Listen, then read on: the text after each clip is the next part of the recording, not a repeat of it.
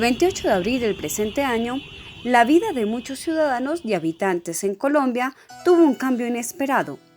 Todo inició con algunas marchas y protestas que se pronosticaban como normales, al igual que en ocasiones anteriores. Pero aquellos actos que evidenciaban un rechazo a la reforma tributaria, presentada por el gabinete del presidente Iván Duque, comenzó a tener una fuerza acompañada de sucesos de violencia y vandalismo.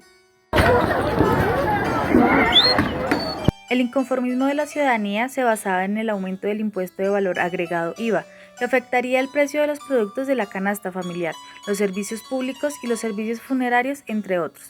También el aumento en el recargo del impuesto a la renta para estratos 3, 4, 5 y 6 se vería alterado para la población con ingresos superiores a 2.5 millones de pesos.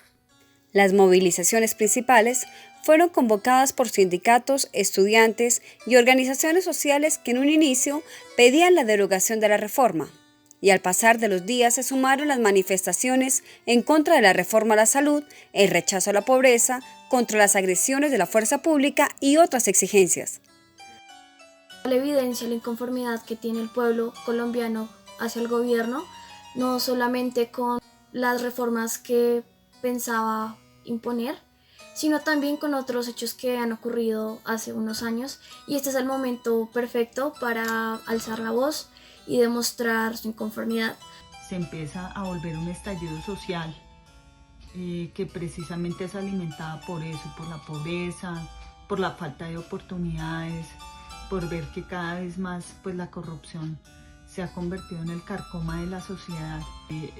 Solo unos pocos privilegiados casi hacen el mayor factor de riqueza en el país y se nota una desigualdad muy importante.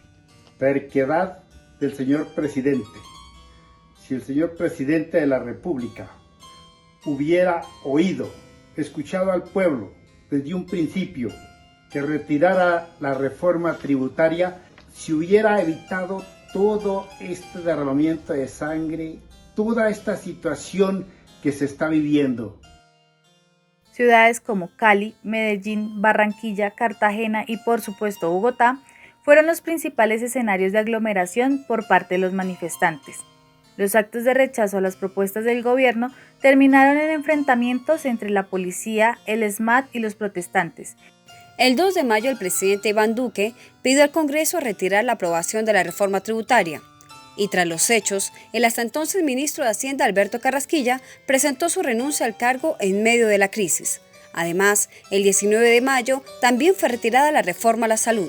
En Bogotá se han evidenciado eventos culturales, cacerolazos y otros actos como parte de las marchas, pero en las noches las manifestaciones pacíficas y culturales se han transformado en hechos de violencia y vandalismo, como sucedió en sectores como Las Américas, Usme, Suba y Engativá. Según cifras de Indepaz, en Bogotá han habido más de un centenar de heridos y 3 muertos durante las protestas. Los casos más relevantes son el de Daniel Zapata, de 20 años, quien falleció el pasado 10 de mayo luego de ser herido al parecer por un impacto de gas lacrimógeno, y el de Dylan Barbosa, quien murió tras confusos hechos en un accidente con una tanqueta del SMAT el pasado 7 de mayo. La alcaldesa de Bogotá, Claudia López, informó que se ubicaron puestos de mando unificado en varios sectores de la ciudad y se conformaron 22 equipos de derechos humanos en las calles para hacer seguimiento y acompañamiento en las marchas y los casos de abuso policial. El 10 de mayo se iniciaron las mesas de diálogo entre el Comité del Paro y el Gobierno Nacional, buscando llegar a acuerdos y poner fin a las protestas, manifestaciones y violencia que se ha suscitado por los últimos hechos en el país. Es necesario que se continúe con las marchas, ya que así se le hace un llamado a las autoridades de que se está inconforme con las decisiones que está tomando. Aunque se han conseguido muchos cambios en los últimos días, no son suficientes. Que se sigan dando estas marchas, pero siempre y cuando estén acompañadas de un diálogo y sean pacíficas.